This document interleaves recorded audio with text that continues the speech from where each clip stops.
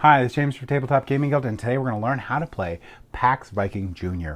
It's going to be a 2 to 6 player game published by Ion Games. Now, Ion Games is known for their super thematic games here that can be on the very complicated side. Just to dispel any misconceptions, this game is not complicated and very easy to teach for children. So with that, let's go ahead down to the table here, and I'm going to show you how to play Pax Viking Jr.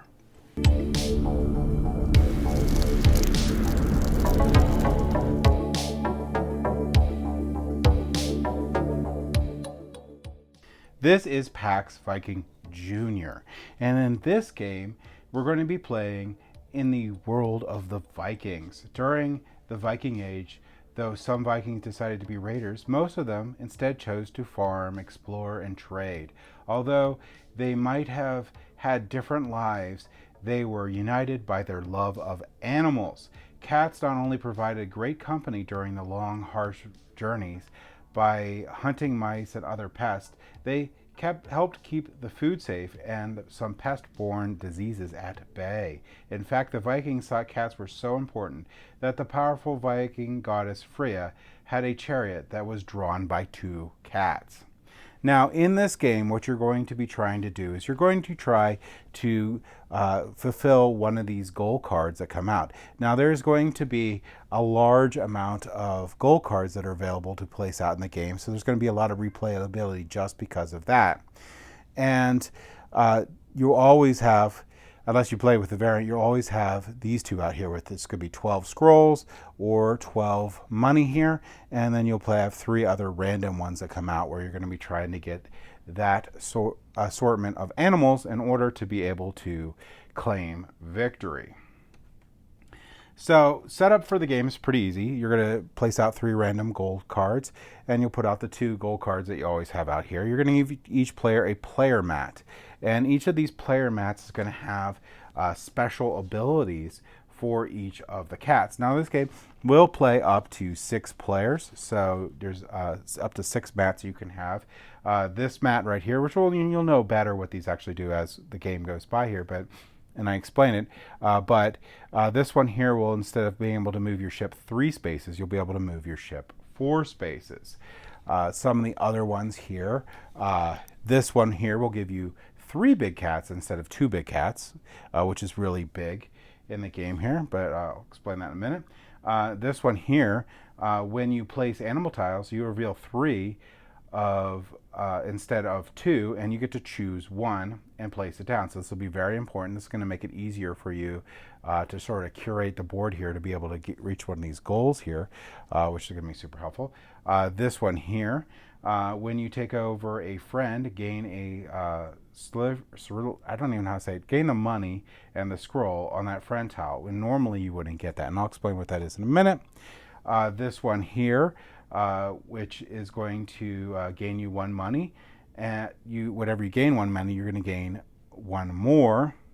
Whenever you gain 2 money, don't gain any more. So basically, you'll gain an extra money if you gain a single money. This one here will gain you a scroll if you gain 1 scroll. So you gain 2 scrolls instead. If you drain any more, that won't matter. It's the same idea as that one there. And that's the different cats that you can have in the game. So you're going to give them the cat mat. Just have the kid pick whichever cat they like the best and go with that. They're going to normally get 2 cats, except for that one that I showed you. And then you're going to get all the kittens on there. You're going to then look at your symbol that is on the cat board here, and you're going to find it on the board. And when you find it on the board, this one happens to be all the way in the upper corner there. You're going to randomly grab one of these tiles out of here and place it in that location. You're not going to get the bonus on the bottom of the tile when you set up, but you'll place it on there, and you'll place your ship on there, which is going to be this little guy right here. And you're going to pick between either a big cat or 2 kittens. Now, you're trying to control locations. When you place a big cat down, that pretty much guarantees that you're going to have that guarantees that you're going to have that spot for the rest of the game. So it better be worth it. My guy is really far away, so it's going to take a bit of work for someone to go to. And if you look on the board, there's only this one here that really matters. So I'll put out the 2 kittens instead, and I'll keep my 2 big cats for claiming a location later. So again, you can pick 2 kittens or 1 big cat to put out in your starting location. You place your ship there, and you get 1 of these tokens placed there too. So you could place a token out, I would suggest, before you pick whether you want a big cat or 2 small cats. And maybe walk the younger player through the goals that are available on here so they know what type of strategy they want to start off with their starting location. Now, playing the game. The game's going to go turn by turn until someone wins one of these gold tiles. As soon as someone wins one of these gold tiles, they immediately win the game.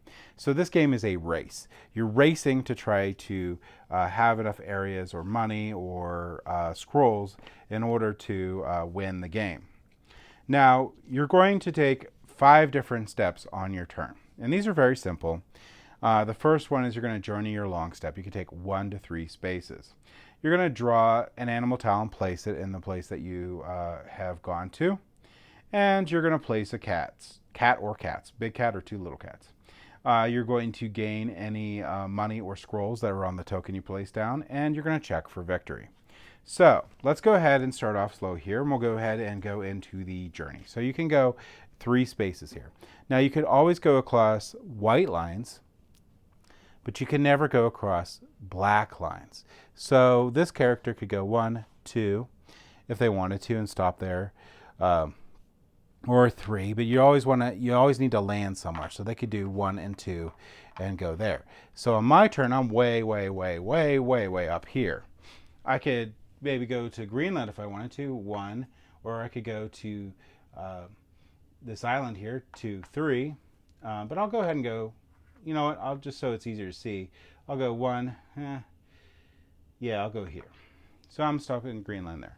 So that's my journey. So, and that's how you move. You can move, don't worry about the fact that, just pretend these are going to be rivers that you can go across here. So if it's a white line, you can move, and you're going to go up to 3 spaces, unless you have my special character and you can go up to 4. So that actually might be worth it. I might actually want to go 1, 2, 3, 4 and end up here so I can go down into the mainland. So the next thing is, since I finished my movement, the next thing I'm going to do is I'm going to draw an animal tile. Now, when you draw the animal tile, you're going to draw 2 and pick 1. Now, this couple different things to note in here. You're going to look to see if they're going to fulfill any of these for you. And either of these could be valuable to me if I'm trying to get this goal here, but also this one here is going to give me 2 scrolls and a money. So I'm going to pick that one. And I'll place this here. Now I'm going to go ahead and gain my 2 scrolls and a money. So now I'm that much closer to getting those done. And then I get to decide whether I want to place cats. So actually, technically, I'm sorry, I would have placed the cats, then gained my stuff. I can pick if I want to place 0, 1, or 2 kittens, or 1 big cat. So in this case, I like the fact that I'm getting close to that, but I'm going to go ahead and, just say, okay, it's not that great. I'm going to place out 2 cats, 2 kittens. I could have placed out a big cat. If I placed out a big cat, then I would have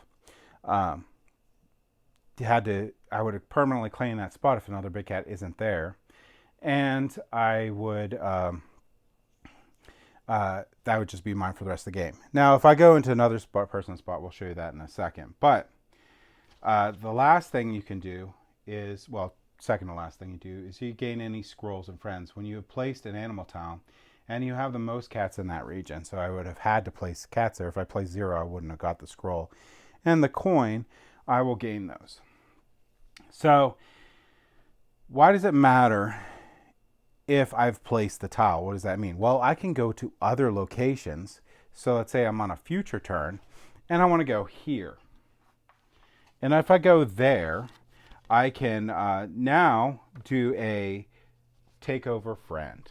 So now I can place cats there. So there's kittens there. I can place other cats there and try to get the most. But if I place a big cat there, I have permanently claimed the spot, and these cats go back to their owner.